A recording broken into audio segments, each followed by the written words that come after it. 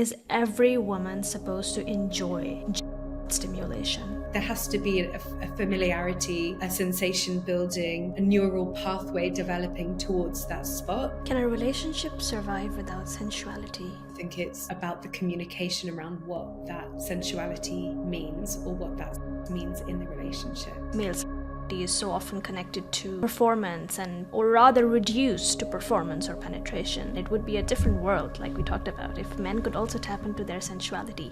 I've seen a lot of men who are uncomfortable with physical touch with other men. As women, if we can offer more touch, affirming touch to our men in our lives, then they may become more comfortable with it as a concept.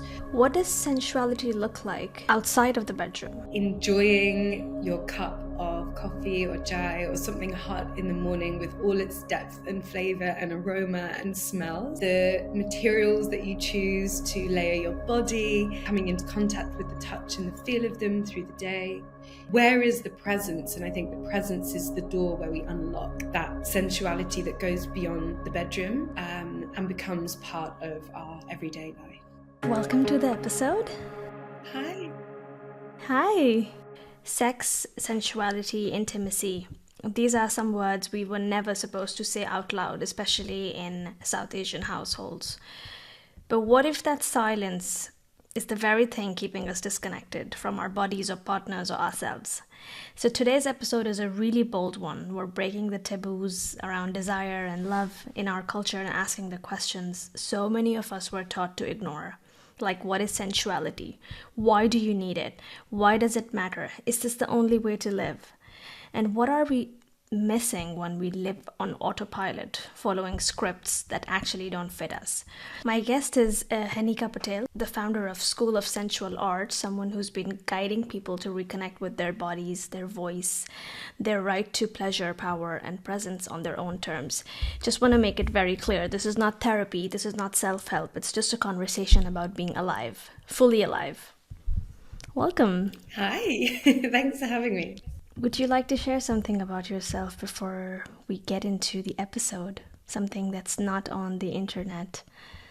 Something about you that you'd like to add for people to know? Yeah, I think just coming off the back of maybe what you just said, I think sometimes when people hear that I run an organization based on sensuality, they'll think, oh, well, she has it all sorted. And I think something that I want to preface this with is that sensuality is something that moves and grows with you through each and every different phase of your life. And I think that's what I find so fascinating about it, that it's actually a subject that lives and grows and breathes with you, with me, as we move through life. So I think that's what I'll share because, it's like a doctor, for example. You think a doctor might know everything, but they don't. Research is always changing, and I'll start with that. Thank you. There's so much noise out there on the internet. People will tell you all sorts of things. So I want to know directly from the source, what is sensuality and how is it different from sexuality? One of my favorite questions, and a topic that I speak about a lot, because whilst sex almost always involves sensuality, sensuality does not always have to involve sex. And we're in the misfortune of living in a time where the both have been tangled up, which means that we're actually blocking our access to sensuality because sex has such taboo, both taboo and both extremely open view, depending on where you are in the world.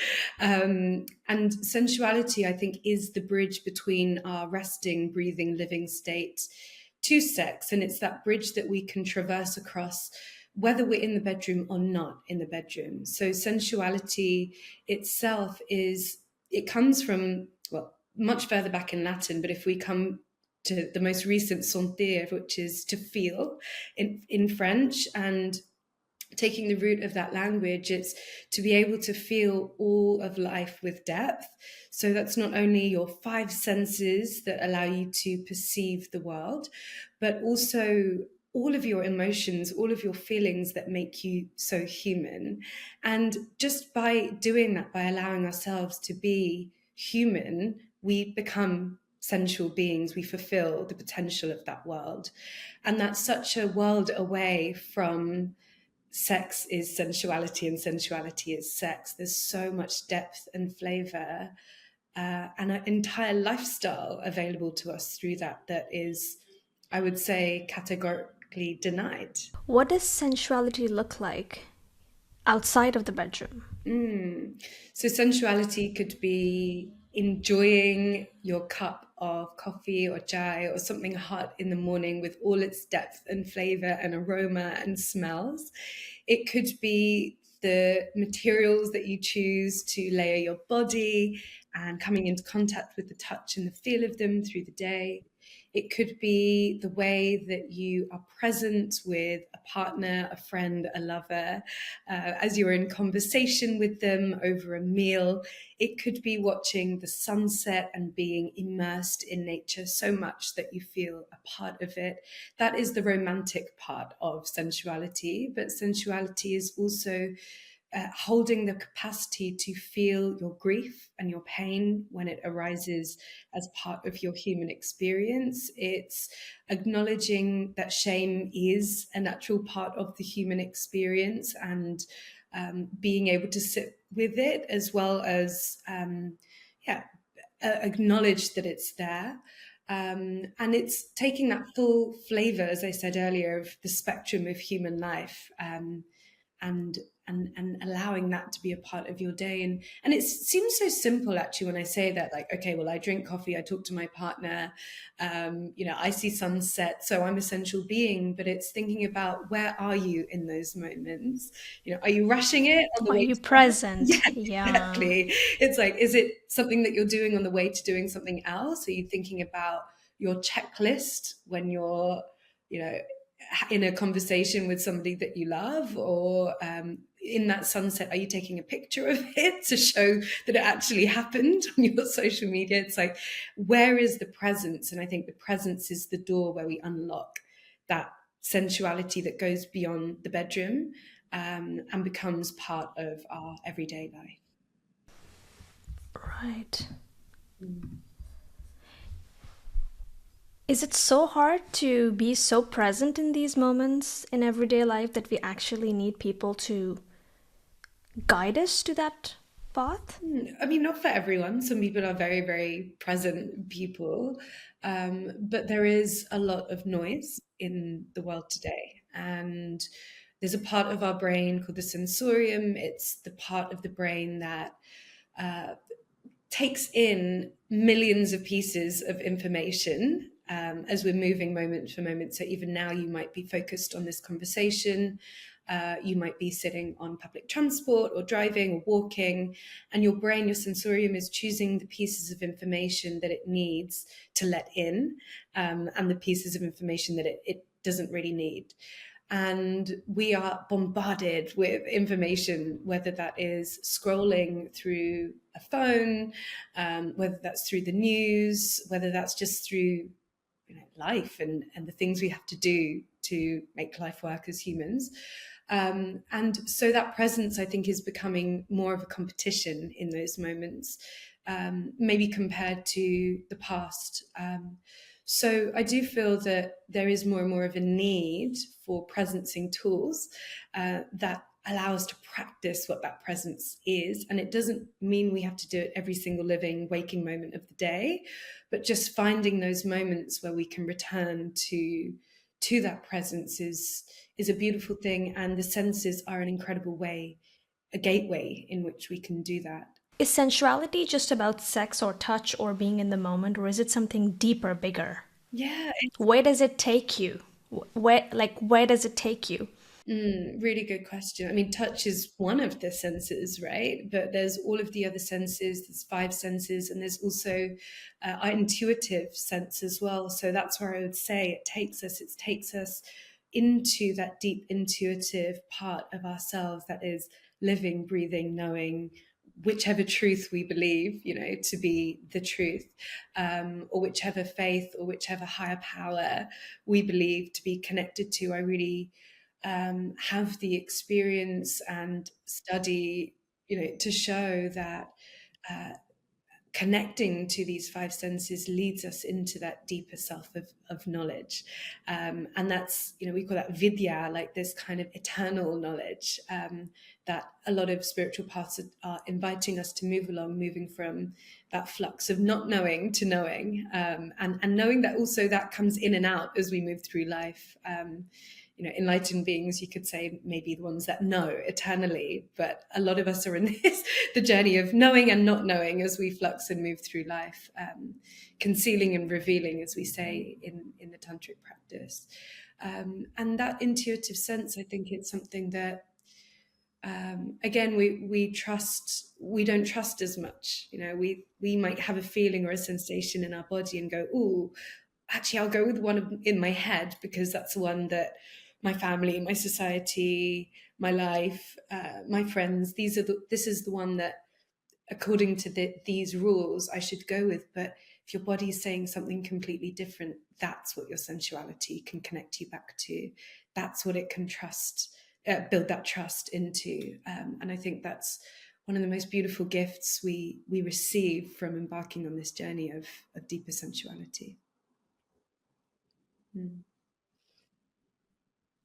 Is the challenge here like tuning into the body? Because you said something like if your body tells you, then that's a sign from the body. But a lot of people in general find it hard to tune into the body. Yeah. Is this one of the bigger obstacles? Yeah, Getting in absolutely. touch? Absolutely. And I can share like a personal story regarding this because I came from a very different realm.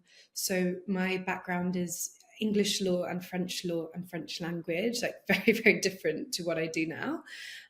Very, very mind based. Like I spent many, many years training my mind, as a lot of us do through education, and then work. And very much I was living from my eyebrows upwards. Like the rest of my body was very disconnected from my daily life. And there were sensations, inklings of sensations coming up, but I was too busy to listen to them, or I chose to be too busy to listen to them, in the world of work that I was in.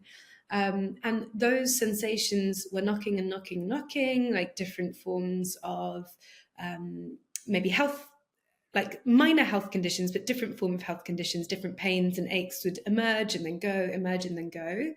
And those sensations kept knocking and being ignored, that it came to a point where my body said, okay, well, if you're not going to respond to the sensations I'm giving you, I'm going to give you nothing. And my body went into a sense of numbness, a void of sensations.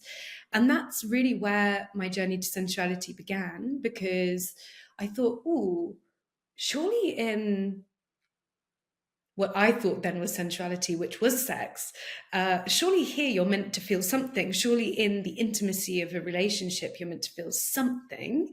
And I was feeling nothing. So then I started to feel, oh, well, there must be something really wrong with me. And that's really where the question began. And this was before social media, still in sort of blogging days. And I went to Google because I was, quite frankly, too embarrassed to talk to anyone that I was with at that time, to say I am feeling absolutely nothing. And it's a tricky subject in relationships because you don't want to divulge too much about your partner either, because it is one of the most intimate parts of a relationship. And this is a past gone relationship, which is why I feel a bit more free to divulge this. But it was from that moment that I realized that actually sensuality and intimacy and sexuality, as these subjects, can become this mirror for what is happening elsewhere in your life. And that mirror shone a light on the fact that I was numb in my work, I was numb in my friendships, I was numb in all the things that used to make me feel alive didn't anymore, and I didn't really know who I was. So it became this much bigger picture, this much bigger puzzle that I had to solve. And it was quite scary, at that time. I think, I don't know if you find that, or anyone who's listening, but like intimacy is such a difficult topic to speak about, even with the one that you are intimate with, right? Yeah. And that's why these conversations that we're having right now are so important. I totally agree with you. That was also my mirror. Mm. But I was already aware that I'm carrying this baggage from being abused as a child, and I struggle with intimacy. But I'd be like, I'm not exactly a fan of cuddling because it's just like too much touch, you know? And it was strange because I just didn't feel connected to my body, let alone feel connected to someone else.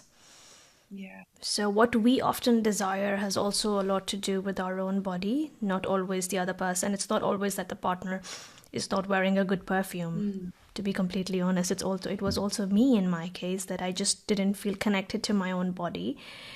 So, I didn't desire anything. So, I completely get what you mean. Yeah, absolutely. And our partners are also our mirrors. So what we're experiencing inside ourselves, it's much easier to project that into someone else who can, um, maybe help us make sense of it. So it's much easier to say, you're not making an effort with me, or you're not coming on to me, or why aren't you initiating with me, or uh, you're not, like you said, wearing the right perfume, or whatever it is, rather than looking into ourselves. And actually, if we trace those criticisms back into ourselves, we may discover something quite important for our own self-discovery and inner intimacy as well. And that's what I'm really, really fascinated with. I'm fascinated with like how we can move sensuality from performance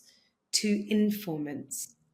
So, how can all of this material that's coming up in our questions of that very private place in our life actually reveal to us what's happening underneath the surface, just as you described? And, for myself, it led me back into, because I was having all this like, well, I'm numb, so it must be because I'm not with the right person, or it must be because like everything else around me was Also, yeah, not. also, Yeah, it's also, and true. it can I be, mean, and it, awakening, yeah, it's all part of, but it's at the end of the day, it comes back to us because we, it's really funny because a lot of times on social media, I come across posts from people where they talk about boundaries. This is like the new hot topic, boundaries. We need boundaries. Everybody has to respect my boundaries.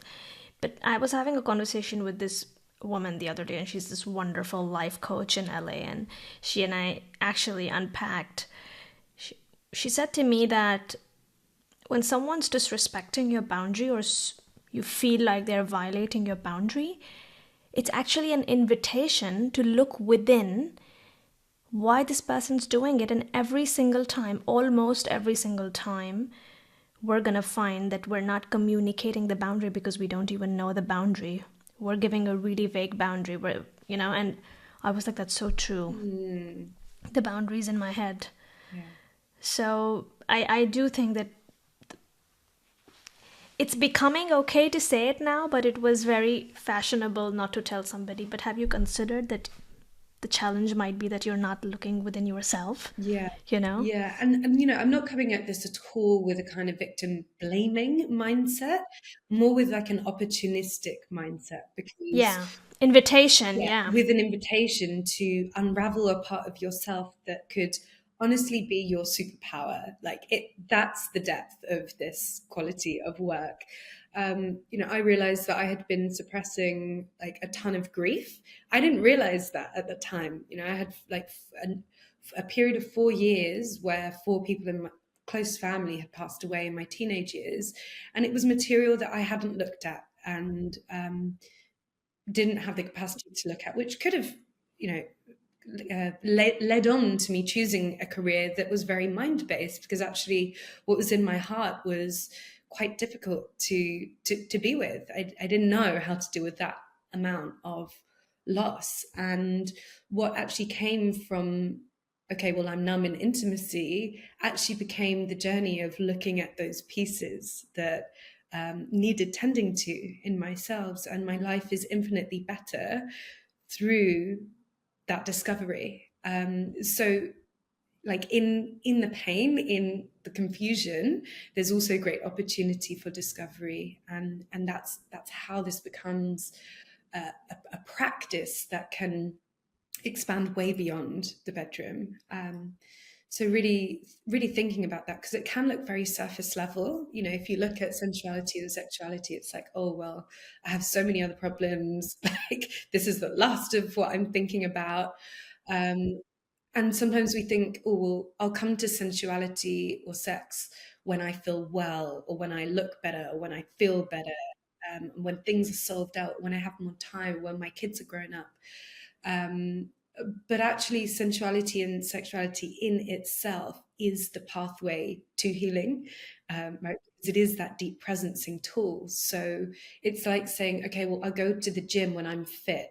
And it's like, well, Yeah, the gym is the way to become more fit, or the exactly. exercise or whatever you choose to do is the medium that you are waiting for. So it's a script flip, you could say. Yeah. Although I do want to add for people who are listening or watching, because a lot of my audience comes from South Asia, and while I'm of South Asian background, I don't live there. So there is a sex therapist and a coach. Her name is Pallavi Barnwell. She's doing amazing work in India. And something that she said that really stuck with me, and I always like to include this in my podcasts, is that she's doing this intimacy work in India, and she says that this is for people who have their hygiene factors already met. You have food, you have clothing, you have shelter. Now you can think about how to improve your intimate life, your relationship with your body, your relationship with your partner. Because I don't want it to be something that's only for privileged people, which I do understand that is a certain privilege because I don't live there. So you're totally right. But I also understand when people feel like, oh, but we're living in a society where we don't have proper food and clothing and shelter. So, yes, of course, so long as your hygiene factors are met and you have food on the table, then you can think about how to be more connected with the body and start healing. You Yeah, know, I mean, this is just to put it out as a disclaimer, yeah. because I just don't want to alienate my people who are listening. Yeah, I hear that, and I understand that. And I also think the very medium that you said, the food on the table, is a sense. It's food on the table. You connect with it through your mouth, and that is the most human aspect of our lives. So I'm still pretty set on whichever class creed we come from, because that's what does. It says you remove your caste, you remove your creed when you practice this, because these are human principles. These are principles that belong to everyone and anyone, no matter where and how they come from. And I understand sort of the hierarchy of needs, right? Maslow's hierarchy of needs. You need to have those basic principles met, but those within those basic principles live the senses, right? It's Yeah. the air that we breathe, it's the sun on our skin, it's our sleep, it's the roof over our head. It's within all of that lives the senses, our connection with life itself. Yeah. And that is not something that only the privileged should get to Of experience. course. Yeah. It's not something that you Yeah. have to pay for, even. Yeah. It's something that, Yeah. You can start by looking at a leaf or sitting outside in the sun. yeah, It's all the same. It's this energy for all of us, yeah, whether we are whatever part we're in the world. And yeah, yeah. absolutely. Yeah.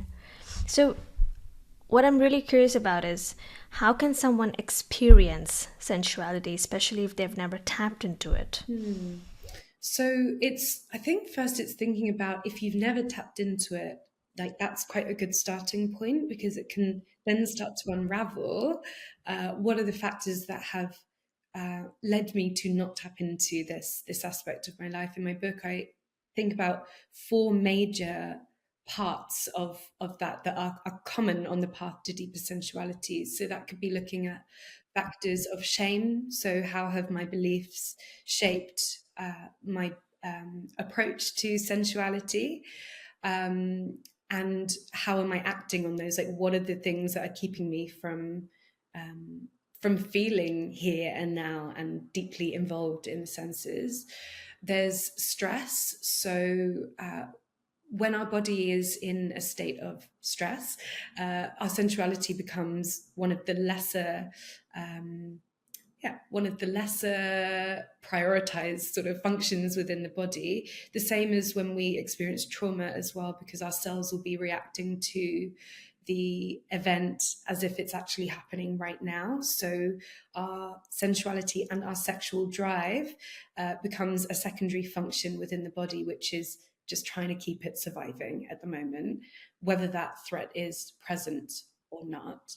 Um, and then we have our anxiety, which is very, very linked to that as well. So I think it's really helpful to begin with thinking about where are we right now with our sensuality, where are we right now in our lifestyle. And then some like more practical things that you can do are those really small moments of ritual in your day, like things that you already do. How can you become even 1% more present in that? Because you will become, by 1% more present in each of those things, you'll become 100% more sensual in, you know, your life in general. And so it doesn't need to be like 3 hours of intimacy with a partner. It doesn't need to be like 2 hours of well-being in the morning. It's like those small incremental moments of presence, whether it's maybe not scrolling like while you're on the commute to work, or like like having 10 minutes before bed where you just scan through your day, or you light a candle, anything like that that can sort of draw you more and more in through your senses into the present moment. Yeah.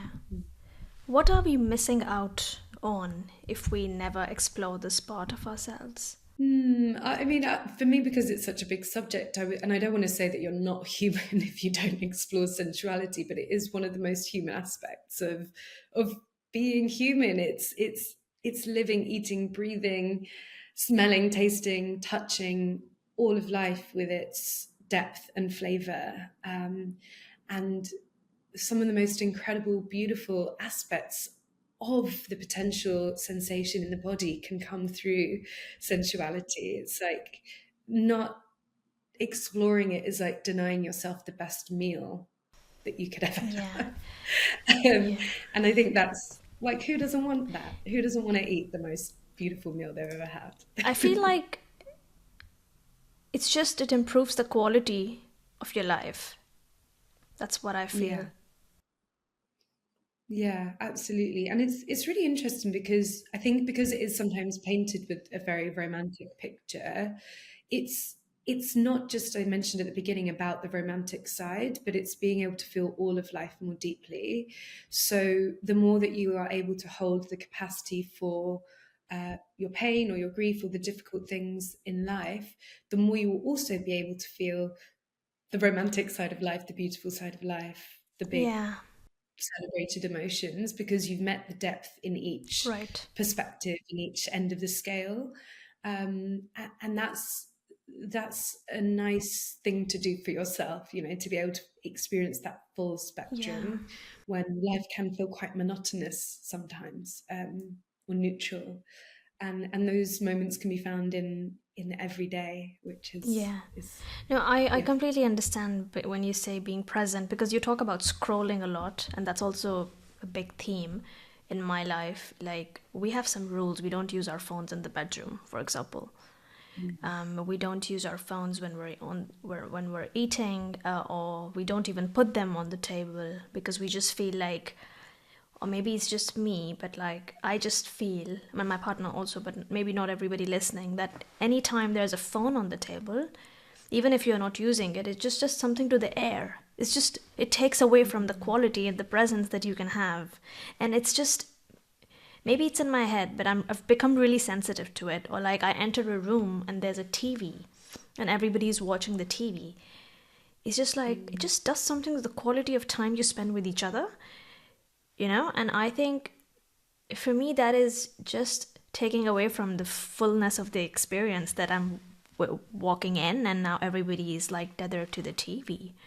And that's why we don't have a TV in our house. We don't want to have one, Absolutely. actually. That's amazing, because in psychology you say like when a couple comes together, there's two people that come together who create a third, and the third in that relationship is what people experience when you are together, Like, so say there's another person around the table that they're experiencing the third of your relationship, and it's also what you experience when you're together. And sometimes I think with phones, because they can go off at any time, it's like having a third in the room, except for they can interrupt your conversation at any time with a notification. It's like, you're having a conversation and it's the same thing as someone going, hi, can I just say, and that can become really frustrating to the quality of your third. So it's beautiful to carve out like intentional time where that's not the case, and very, very practical thing to do for sure as well. I'd like to speak a little bit about gender roles in sexuality because this is something that comes up a lot. Sensuality is a human experience, like you said, and it's not a gendered experience. Then why is sensuality mostly connected to femininity? Hmm. Well, from the tantric perspective, sensuality is Shakti. So Shakti translates to everything that is manifest. So everything that you can touch, feel, see, experience is Shakti. And in Tantra, Shakti naturally resides in the body of women because of the function and the creativity to procreate. Not that you have to procreate in order to experience Shakti, but just that your body has this depth of capacity to experience Shakti and sensuality. So you could say from that perspective, that's why. But I also think that sensuality is an aspect within all beings that is denied, and maybe women have a little bit more access to it because it's allowed in society, but men are not allowed access to their sensuality at all. And like, what would the world look like if all beings could access the depth of their senses and presence in each moment? Like, we would live in an infinitely different world. I think that sensuality has become wrapped up with women because it has become so performative, and there's this sense of what you wear becomes your way of being sensual, or the way that you move makes it sensual. No, this is sexual. It's like the way that you move makes it sexual, the way what you wear and your intention makes it sexual. It's not sensual, and that's where you see this like confusion in both the language and the perception of it. And it's maybe because it sounds similar, maybe it's just as simple as it sounds so similar that people think it's the same thing. And it's a shame. Like, that's the real shame here. The both of the subjects are really wrapped up in shame, but the real shame is that there are specific parts of society and gender, even within women and men, that don't get to experience it because they don't believe that they should be able to. And that's the thing. It's a belief. It's a belief that feels real. Yeah.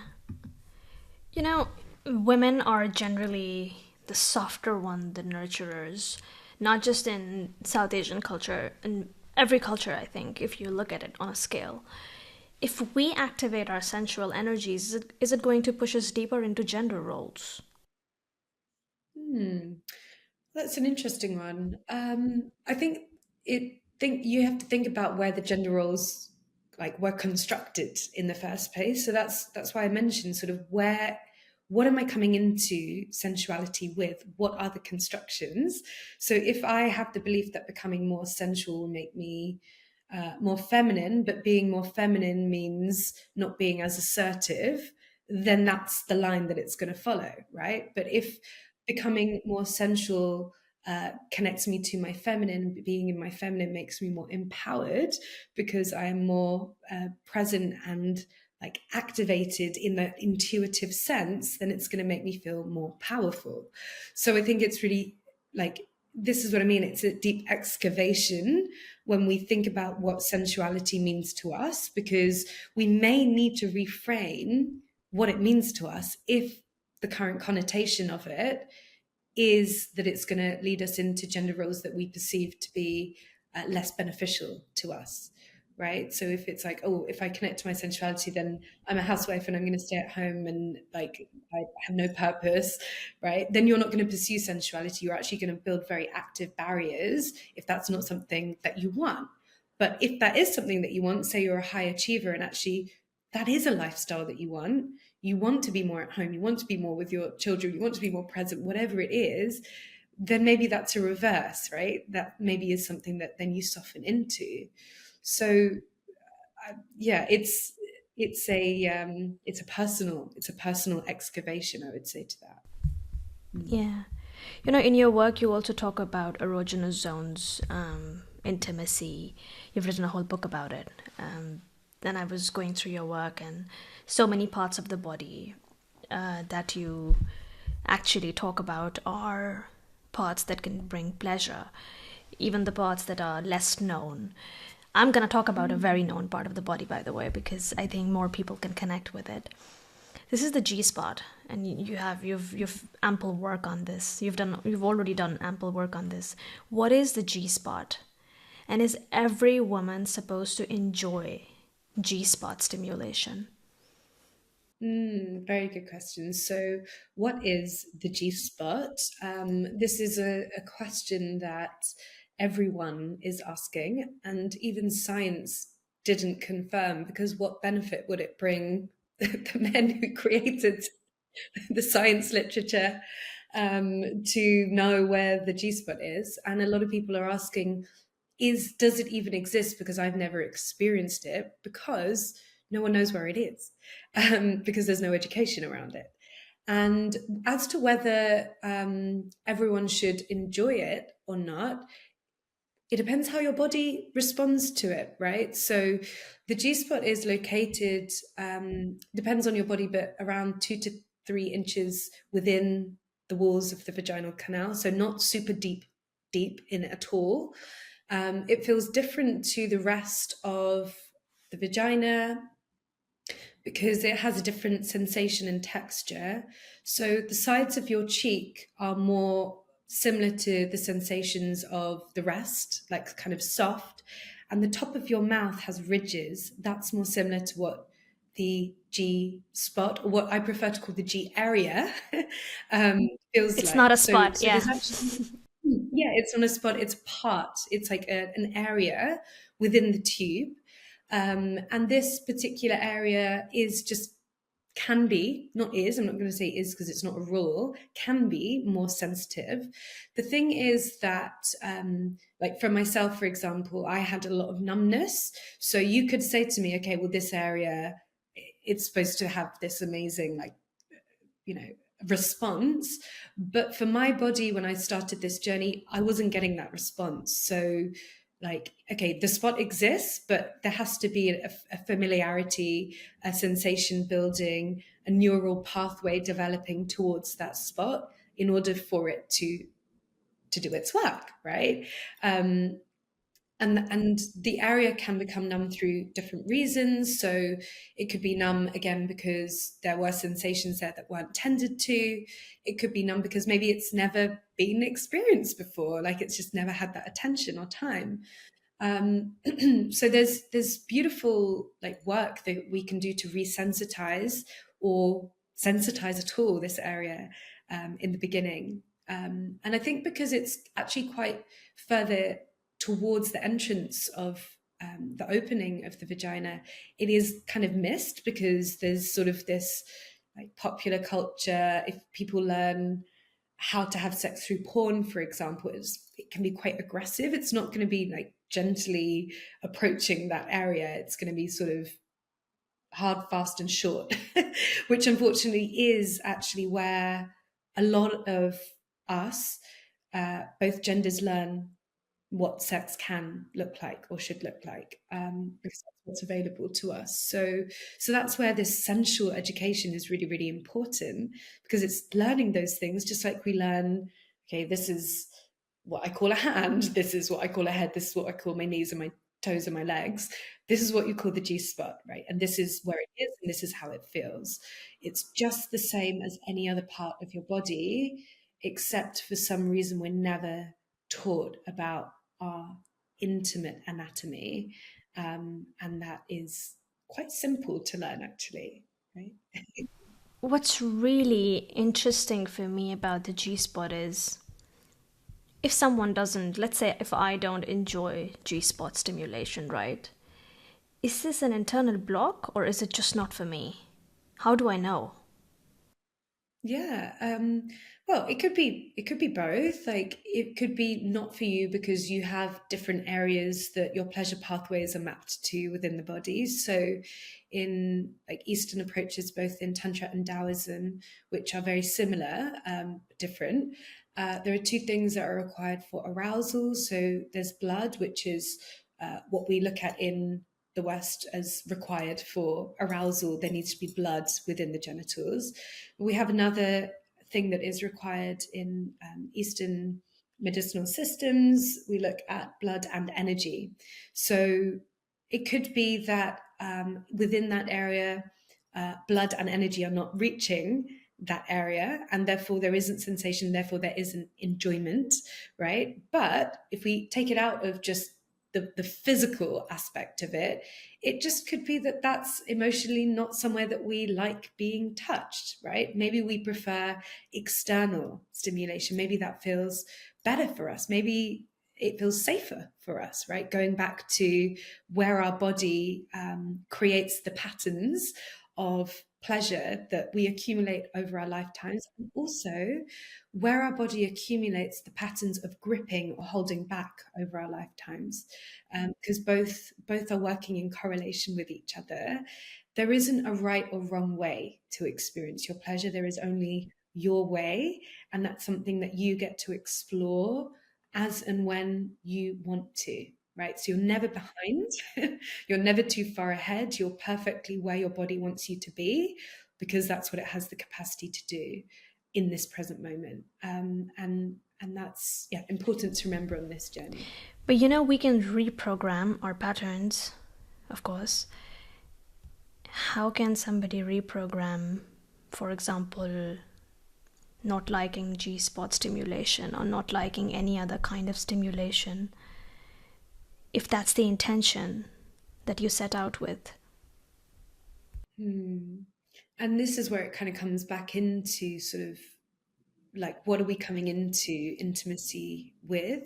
Because if we then take it out of like, okay, well, there's blood and there's energy, but I'm still not enjoying this, that's the work of our mind and our thoughts and our patterns that we have in our mind, right? So if it is something that we do want, then it can be something that we repattern, and it's also thinking about like why the body might be responding in a particular way to that experience, because it is one of the most intimate, close experiences that we can have with ourselves or someone else. So what is it that is stopping that? Because if it is something that we want, then there are things that we can do, and a lot of that comes through reminding ourselves that we are safe enough, good enough, worthy enough to experience this kind of intimacy. um, I mean, this is a very popular culture like breakdown of intimacy, but it's sometimes people say it's like into me I see, like into myself I see, and if into ourselves we see pain or a past experience or a feeling of not feeling confident or worthy enough, our body is just going to grip right against that and it's going to say, not right now, not ever, Yeah, yeah. right? But if we start doing that in a scripting of, I am worthy of feeling of this, my body is capable, that experience happened then, and this is now. And we do, of course, it's not just once that we have to do this, it has to be a continual process. Our body will start to respond to it, right? And that's this tandem of, we can't just work with only the body, we can't just work with only the mind, we need to have both operating together. And I would say, like, if you're listening and you feel like, okay, this resonates and this feels like something that I do want to work on, start with yourself. Like, start with restoring that touch awareness with yourself and that sensation awareness with yourself. Even if it's like massaging your arms, right? And just coming into awareness Yeah. of how that feels on your body and reminding yourself that you're allowed to feel that because sensations are a human experience. That's an amazing place to start. You know, I was reading that, and this is also something that you've talked about in your work, is about nipple stimulation, for example. This is highly effective.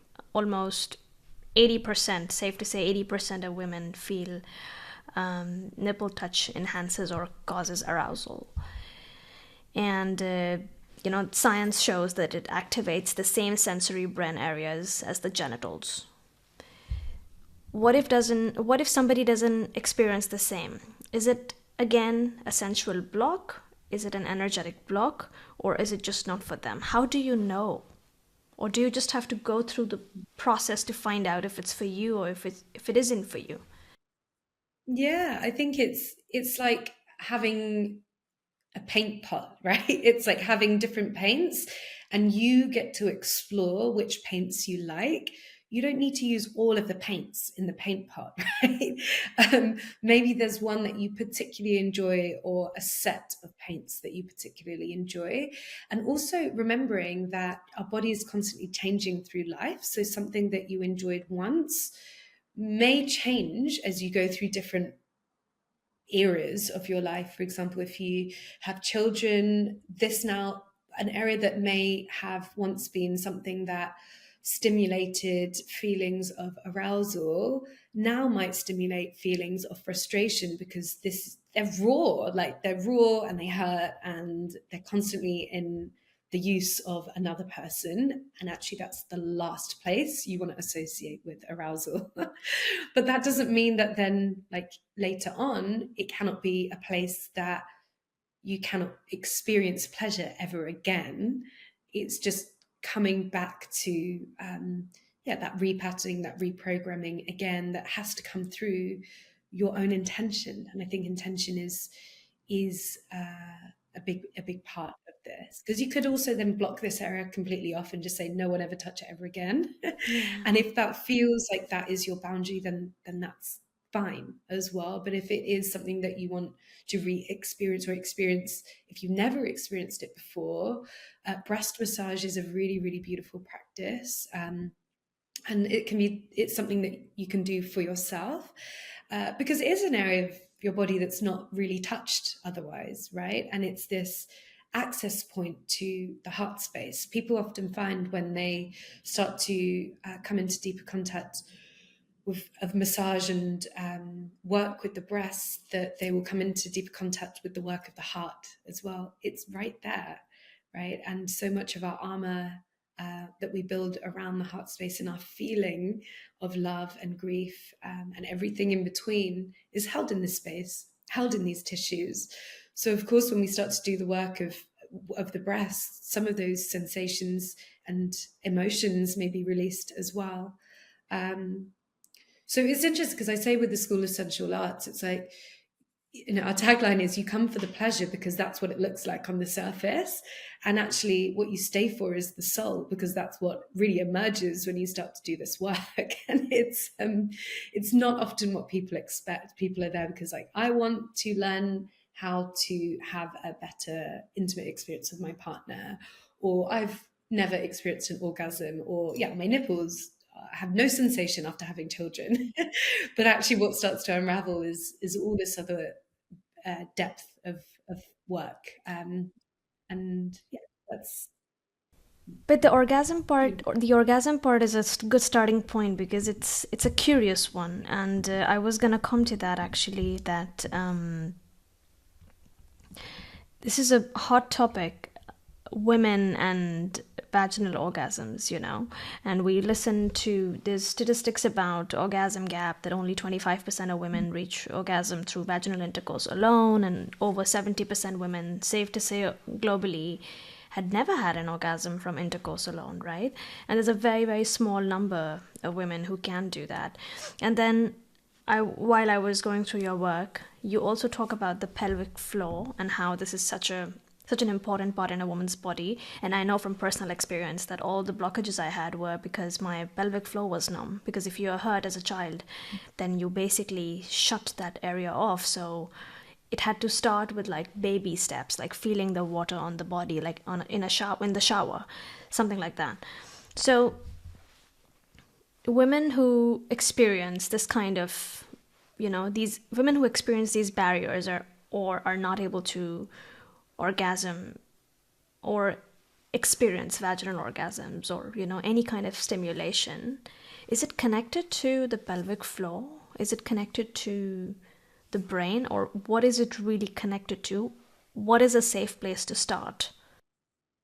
Yeah, this is such a great question. And our pelvic muscles are just the same as any other muscles. Like they have tone, they have capacity to weaken, they have capacity to strengthen, they have capacity to turn off sensation, just like, tension that you might hold in your shoulders, which you may be more familiar with when you're holding tension in your shoulders, right? You'll feel this sort of just clamping up, and it's so much more normal for, if we feel a clamping up in our shoulders, to go and get a massage or like even just to touch that area ourselves. But it's not normal or spoken about at all what we can do when there is a gripping that happens in the pelvic muscles, or a weakening that happens in the pelvic muscles, which can happen again through different courses of life, childbirth, menopause, because it's a muscle just like any other place in the body.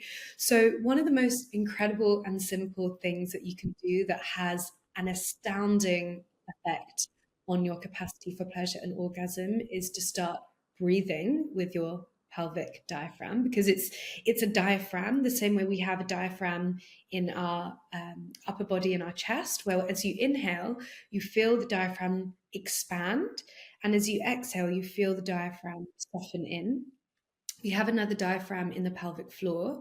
And I sometimes hesitate to call it the floor because that indicates that it's still, and it's still and static if it's frozen. But actually, it's more like a jellyfish. Like it's, as we inhale, the pelvic muscles open and expand. And as we exhale, the pelvic muscles come in and up. Like there's this pulsation that works along with our breath moment to moment.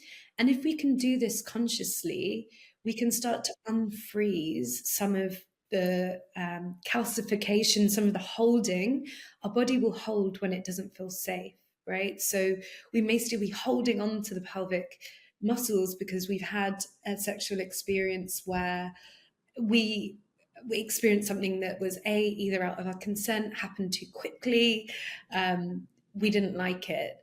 And for us to sort of unfreeze some of that, yes, some of it does have to be processed through the mind, but also uh, allowing the pelvic diaphragm to breathe with the rest of our body is a very, very easy thing that we can do actually anywhere, um, where we are. Like you could be driving, you could be on public Yeah, transport. yeah. You Is it could. like Kegels? Kegels is slightly different because Kegels is focused on this, the squeezing and the holding, which is also very helpful for tone and strength. But the problem is there is so much focus on tone and strength and not always enough focus on the relaxation, which for someone who has pelvic holding patterns that are gripping even more is not going to be helpful. We actually need to focus more on the relaxation, the softening, and bringing the body back into the natural state that it has to flex and open and close.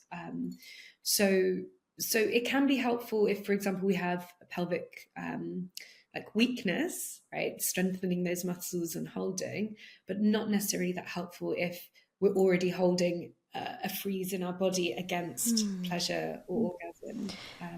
Or How do intimacy. I become aware of the pelvic diaphragm and its movement while breathing? What do I need to Yeah, be? simply. Yeah. Yeah, so it's doing exactly what I just said. So you can either do it seated or laying down, and notice as you inhale, your chest should be expanding, right? That's a bit more of a natural element. The chest is expanding. If the diaphragm in the pelvic floor, pelvic diaphragm is not expanding too, that is an indicator that there may be some gripping happening. Also, things like constipation is an indicator that there may be gripping. So that's a stress that's being held. If there is like tailbone pain, like any sort of niggles and pains around that area, that's another indicator.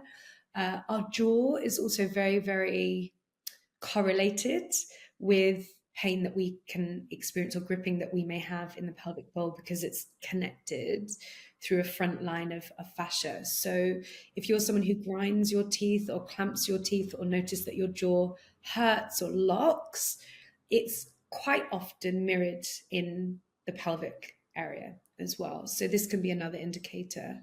Um, so yeah, if any of those things you're thinking, oh, that's something I experience when I'm stressed, your pelvic bowl may also be experiencing that stress Yeah, as well, which yeah. is And when it's a good how sign. do you get rid of this gripping?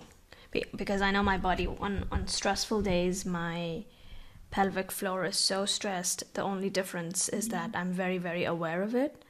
It's also a double-edged Yeah. sword. When you tap into the body, you're so damn aware of what's happening, you know?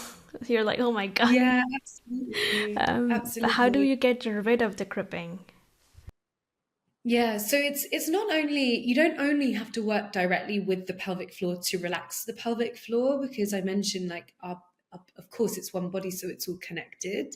So anything that brings your nervous system down down regulated, right? So that could be for you if you're feeling like gripping and holding, maybe that's having like a long shower if that's something that relaxes your bath. Maybe that's doing a stretching class or a yoga class that is not about like strengthening, but more about relaxing. Some stretching poses.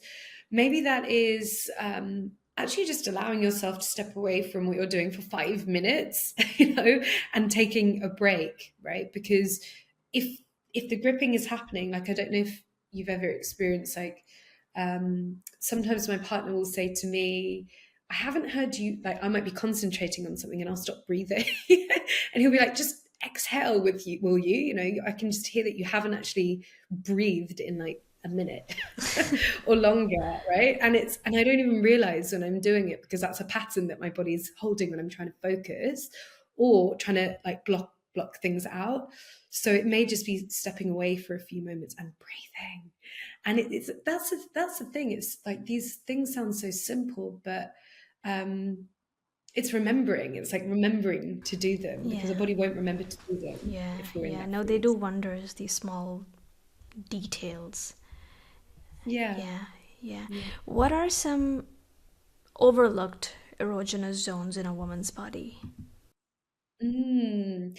So, because of the different energy lines, meridian lines in the body, uh, if we go back to the G spot, there is a spot on the inner ankle that has a direct link to the yoni, to the G spot. And it's just an incredible place. Like, it's an incredible place because it's like a button. It's like a button that we have in our body on the insides of our ankles. And even if you just explore the outsides of your ankles, you'll probably come across an area that feels slightly more sensitive. And I think this is incredible because it doesn't even feel like it's connected in any way. It's like completely on the other side of our body. You don't see ankles on the front cover of a men's magazine, you Yeah. know, but it has this correlation because of the nadis, these rivers of energy that connect the different areas of the body. So that's my little secret spot that I like to share with with people to explore that area. Are the inner wrists an erogenous zone as well for some men or women? Yeah, yeah. To be honest, anywhere can be an erogenous zone because it's areas that have heightened sensitivity and like the insides of our wrists. Obviously, the skin is thinner Yeah, as well.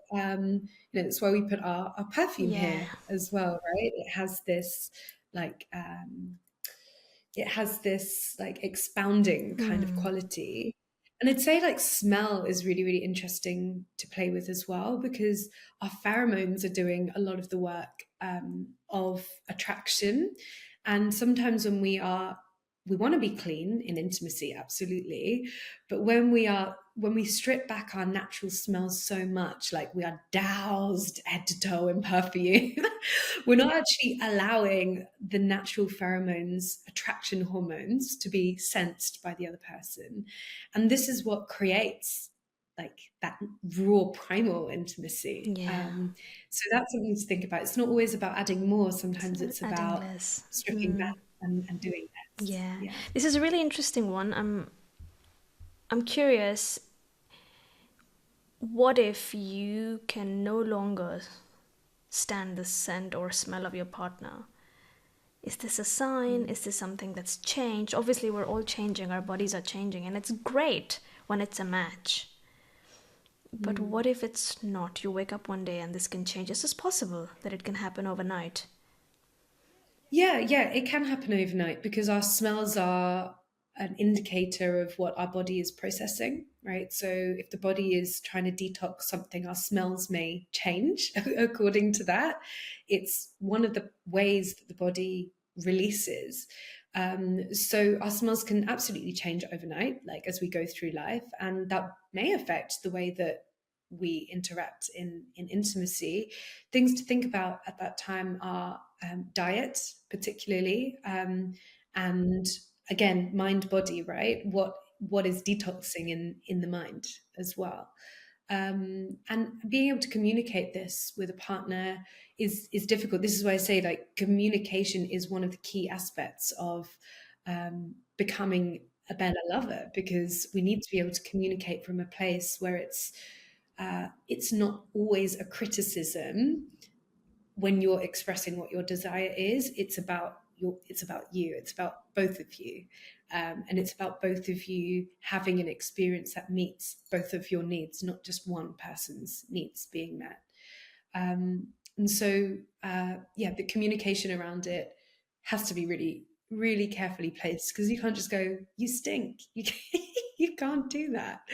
It has to be something that's carefully placed and poised, and also in a part of a conversation that is wider. Like maybe you wouldn't go in directly with that. Maybe you would create a more open pattern of communication between you, where they are also free to share things about what they desire and things that have come to their mind or their feelings, and it's a two-way thing, right? And I think that's, yeah, it's important to open the conversation of desire in order to be able to have that carefully placed feedback.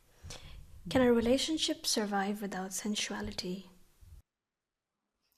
I think it can actually, and I think sensuality, it's not just a body thing, it can be a mind thing for some people as well. Like if it is a mind thing, then you know, just conversations can be sensual. But if we were to take both of those out, then maybe a relationship is asexual, and that's also a different type of relationship, right? It's like where you're completely, it's just not a thing that you want, or maybe it's not a thing that your partner wants, but you do want to be together. And there are lots of different names for relationships now, and you do get to define what that name is. If it had a part in your relationship in the past and it doesn't have a part in your relationship now, and both people agree, then who is to say that it isn't a relationship? And so I don't think that, you know, there is this thing that people say, well, if you're not having sex, then you need to be really careful of your relationship, or something's wrong with your relationship. I don't think that's the case. I think it's about the communication around what that sensuality means, or what that sex means in the relationship. Yeah. That has to be You know, we thought about. spoke about it earlier in the podcast. People often equate sensuality only with sexual expression, and, you know, because male sexuality is so often connected to performance and or rather reduced to performance or penetration, there's little room for sensation, emotion, slowness, right, for men. And it would be a different world, like we talked about, if men could also tap into their sensuality. How can we hold space for men to tap into their sensuality? Mm, I love this question so much because actually one of the best ways that we can offer men to tap into their sensuality is by being more embodied in our own sensuality. It's a transmission, this work. It's not a to Z of like a module by module education in that respect. It's an embodiment. And so the more that we are able to tap into the sensual aspect of ourselves, the more that we are able to be vulnerable in conversations, the more we open and demonstrate, just the way that when we're younger we learn through demonstration, the more that we will open the gateway to our men to be able to have the same capacity. And actually, I would go even a step further to say sometimes you may need to be open and inviting to it and say, like, it's okay to feel this, or is there anything else that you want to share? There may be a little bit of encouragement that you need to do in order to allow, because we're speaking to people who may have never known or heard what that vulnerability sounds like, um, and been allowed to express it. So demonstration and Yeah. encouragement. You know, I've seen a lot of men, especially in Desi culture, South Asian cultures, who are slightly or on a spectrum uncomfortable with physical touch when it comes to with other men. How can we change Mm. that? I don't want to use the word change because I don't want to change someone, but how can they evolve into becoming more comfortable with physical touch? How can women hold space for that?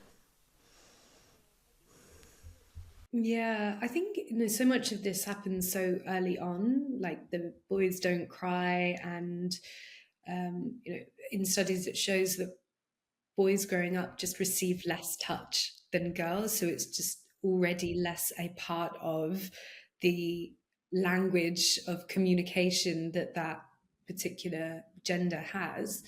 And also, there's the stereotypes of if I was to touch another man, then someone might think that I'm gay, and if gay to you means something that's scary, or something that has a potential to like go against your beliefs or whatever it is, then that's going to be an even further thing that you place away from yourself. But touch is regulation. Like immediately if a child falls over, we go and like we will touch that area, and it's something that we are so denied. And I think non-sexual touch is really important. So I think we as women, if we can offer more non-sexual touch, affirming touch, to our men in our lives, then they may become more comfortable with it as a concept. Because sometimes touch immediately means sex, and it doesn't always have to be that. It's only means that in someone that has never had a comfort of touch. Sensuality also teaches us to live fully. It improves the quality of life. It makes you a bit more free spirited. Obviously, everybody has a different range of how free spirited they want to be. But, and this is going to be a really explosive question for some people, but does tapping into our sensuality and becoming this free version of ourselves and fuller version of ourselves, is it meant to unlock sexuality in a way that it makes people want to be in non-monogamous relationships, be more open to experimenting, learning, breaking some of those constructs within society that we were born into? Mm, it's a really good question. So I think this is a good point in where to sort of come back to that understanding of sensuality as one subject and sexuality as another subject, and they do sit alongside one another. It's not a threat for you to go deeper into your sensuality, because your sensuality is about you, right? It's about you feeling life more deeply, and it's coming into contact with what your needs are.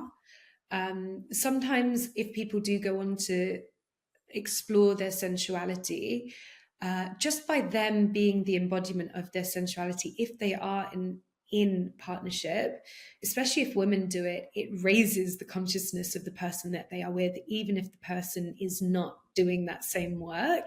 Because now, for example, let's go really practical with this. If you know where your G-spot is, you can angle your pelvis to show your partner without even telling them, right? So the quality of the intimate relationship enhances. That's a really, really just like physical aspect I'm speaking about. But some of the things that can happen, you could say, are if you feel that your needs are being expressed but now consistently not being met, then it could open up conversations for like having your needs met in other ways. But of course, that's something that you have to discuss within your partnership, and it may be it may be something that stops people from embarking on the journey to deeper sensuality because they're scared of what it might mean for the relationship. And I think the question that we have to come back to is like, am I going to let this fear of what could happen override like the desire that I have right now, the potential that is present right now in this relationship? Because the fear is it's something in the future, right? It's something that our mind has created to stop us experiencing something right now. Um, and so, yeah, it, you know, like with anything, like with any dive into any aspect of our lives, like if you were to go for a role, a higher role in your work, you may think, well, is this going to take so much of my time that I'm not going to end up in my relationship anymore? Or could it be the very thing that allows your relationship freedom, right? Freedom to do what you want to do in the time that you want to do it. Every decision that we make is going to come with potential, yeah, potential varieties of the way that that decision could expound. So um, yeah, it's up to you as to as to Yeah, I can only how add you for journey anybody into it. listening or afraid is that when you start tapping into yourself and you're in a relationship, usually it has a ripple effect. So if one person in the family starts doing something, everybody starts, kind of following suit. So if you start doing something, it's highly likely your Yeah, partner's gonna get inspired and get curious and support you, and then you guys can grow together, you know? yeah, and it doesn't even have to be through saying you should be doing this. If you just start doing it, the Yeah, effects will be felt and yeah. embodied and copied and seen because that person also wants to be carried on the energy and the Yeah, and growth this that is you this are is also experiencing. scientific because I forget the exact percentage, but I read somewhere that if you sit amongst high achievers, you're X percentage likely to be more ambitious or more, focused or be more successful. So it's the same in a family unit or in a relationship, that you're just bringing that energy into the room, and then it has this ripple effect. Healing has this ripple effect. I believe that, yeah. Why is sensuality seen as something dangerous in South Asian cultures? Because I think it was born in our cultures. What happened there? Yeah. Yeah, such a good question. Like we come from lands of dawaifs and noche dances where sexuality and sensuality is an art form.